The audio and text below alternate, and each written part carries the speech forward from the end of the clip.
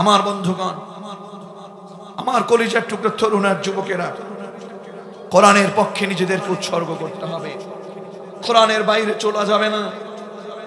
বাতিল এক বাতিল চলে গেছেন, আর যদি কোনো বাতিলরা আবার বাতিল হয়ে থাকতে চাও, দাঁড়াতে চাও, তোমাদেরকে বলি আগুন নিয়ে খেলবা না, কোরআনের আলো নিয়ে খেলবা না। অনেক জায়গায় এখনো দেখা যায় কোরআনের প্রোগ্রাম গুলোকে নষ্ট করবার পায়তারা চালায়, মনে করতেছে এক সাইড চলে গেছে, আমরা বুঝি জেগে গেছি না। খবরদার, কোরআন এটা যেন তেন বিষয় না। কোরআনের সাথে বেয়াদবি করবা না। কোরআনের সাথে যারা বেয়াদবি করেছে তাদেরকে ইতিহাস শিক্ষা দিয়েছেন, আল্লাহ তাদেরকে শিক্ষা দিয়েছেন। কথা বলুন ঠিক কিনা? যেহেতু আমরা কোরআন নিয়ে আজকে কথা শুনবো, জান্নাতে যেহেতু যেতে চাই, আমাদেরকে 8টা রোডের ভিতরে থাকতে হবে।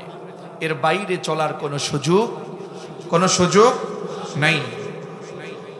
এজন্য আল্লাহ তাআলা বলেন, গোলাম শোনো, জান্নাতে যদি যেতে চাও, 1 নাম্বার যে রোডে তোমাকে আসতে হবে, তুমি যেই রোডে ছিলা, যেই রোডে ছিলা, যেই পথে ছিলা, সেই পথ থেকে তোমাকে যে পথে আসতে হবে তার 1 নাম্বার পথের নাম হলো আত-তাইবুন। জবান খুলে বলুন আল্লাহু আকবার। ও আমার মা বোনেরা, ও কলিজার টুকরো তরুণ আর যুবকেরা, আল্লাহ তাআলা বললেন জান্নাতের প্রথম যে রড, জান্নাতের প্রথম যে রাস্তা, প্রথম ম্যাপের প্রথম রাস্তা হলো তোমাকে তাওবাকারী হওয়া লাগবে। তাওবা শুনতে শুনতে কেন যেন আমাদের বুঝ ভালো করে আসে না।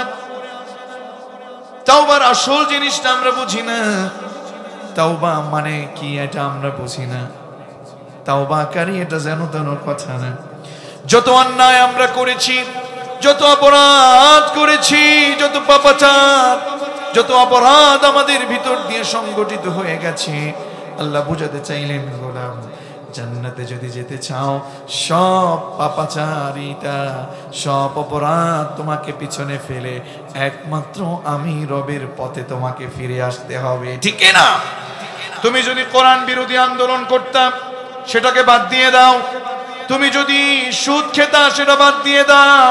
ঘুষ খেতা, সেটা বাদ দিয়ে দাও। নারী, তুমি যদি জান্নাতে আসতে চাও, জাহান্নামে যে কাজগুলো ছিল, বেপর্দা, বেহায়াপনা, বেলজ্জাপনা, অর্ধনগ্নতা, গান বাজনা, ডান্স যেগুলো ছিল, এগুলো সব বাদ দিয়ে, স্টার জলসা, জি বাংলা, জি প্লাস গুলো বাদ দিয়ে একমাত্র কোরআনের পথে তোমাকে অভিমুখী হওয়া লাগবে। ঠিক না? আল্লাহ তাআলা বলেন, শোনো, যা গুনাহ করেছো সব বাদ, আর গুনাহের দিকে তোমাকে পা বাড়ানো যাবে না। ও আমার কলিজার টুকরা তরুণ, চোখের পানি আজকে তোমার শুকিয়ে গেছে। কোরআন শুনলে চোখের পানি এখন আর আসে না। সালাতের শেষে দুহাত পেতে আর রবের কাছে তুমি কাঁদো না। তোমার ঈমানটা অনেক নিচে পড়ে গেছে, তোমার কলবটা পচে গেছে, মরে গেছে, কলবটা মরে গেছে, পচে গেছে।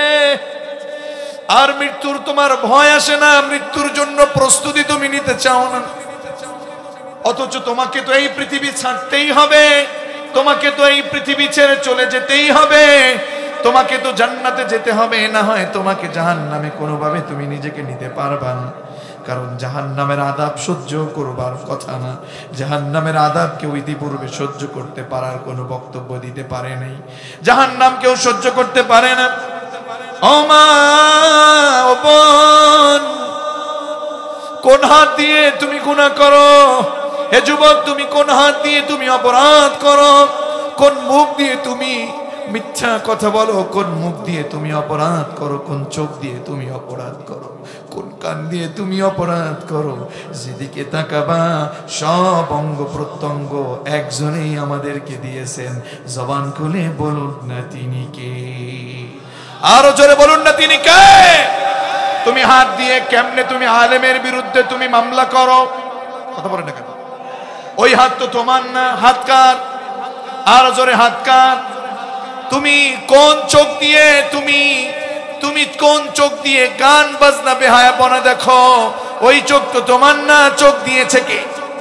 ও মা ও বোন, আপনাদেরকে আমি শ্রদ্ধা রেখে বলছি, আর গুনাহের পথে পা বাড়াবেন না।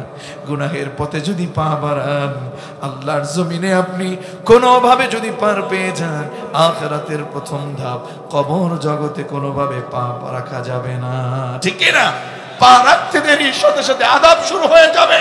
কবরের আযাব এত বেশি কঠিন হয়ে যাবে, কবরের আযাব এত বড় মারাত্মক।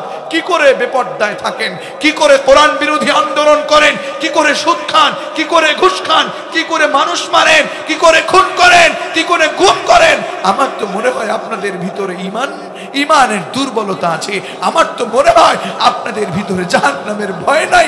আর জাহান্নামের ভয় যার ভিতরে আছে, সে তো কখনো গুনাহ করতে পারে না, সে তো কখনো মিথ্যা কথা বলতে পারে না, সে তো কখনো গীবত করতে পারে না, সে তো কখনো মানুষকে জুলুম করতে পারে না, সে তো কখনো কোরআনের পাখিদেরকে ধরে ধরে তাদেরকে ফাঁসির কাস্টে ঝুলাতে পারে না।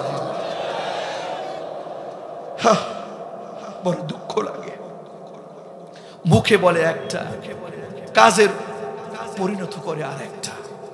আছে না নাই?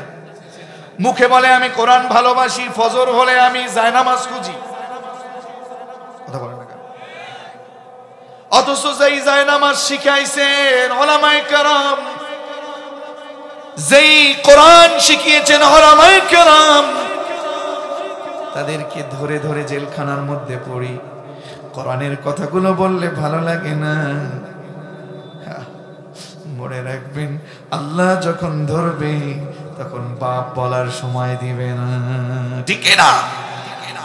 আর কত জুলুম করবেন? পালানোর জন্য বাংলাদেশের একটু ইঁদুরের গর্ত পাওয়া যায় না, কথা বলেন না কেন? পালাতে কি ইঁদুরের গর্ত পাওয়া গেছে নাকি? একটু খুঁজে দেখেন কোন ইঁদুরের গর্তে এখনো আছে নাকি। থাকলে থাকতেও পারে, বাংলাদেশ আছে নাকি? এজন্য এখান থেকে শিক্ষা নিতে হবে, শুধু এখান থেকে না। দ্বীনের বিপরীত যারা করেছে, দ্বীন বিজয়ের বিপরীত যারা করেছে, ফেরাউন, নমরুদ, হামান, যত দ্বীন বিরোধী লোক দেখেন, আবু জাহেল, উতবা সাহেব, আবু লাহাব বলেন, যা বলেন, আল্লাহর জমিনে কেউ পার পায় নাই। আল্লাহ রব্বুল আলামিন জালেমদেরকে আখিরাতে তো শিক্ষা দিচ্ছেই, দিবেই, দুনিয়াতেও আল্লাহ তাআলা তাদেরকে শিক্ষা দিয়েছে। ঠিক না? সুতরাং আমরা বলতে চাই, আর অপরাধ নয়, আর মিথ্যা রাজনীতি নয়, আর বেহায়াপনা নয়, আর গীবত নয়। আসুন, আল্লাহ আপনাকে ডাকছেন, আপনি করছেন গুনাহ। আল্লাহ বলছেন, গোলাম না, ওয়াতুবু ইলাল্লাহি জামিআন আইয়ুহাল মুমিনুনা লাআল্লাকুম তুফলিহুন। গোলাম, তুমি যদি সফলতা চাও, গোলাম তুমি যদি সফলতা চাও, তাহলে তুমি অপরাধে যেও না, তুমি মুমিন অপরাধে যেও না।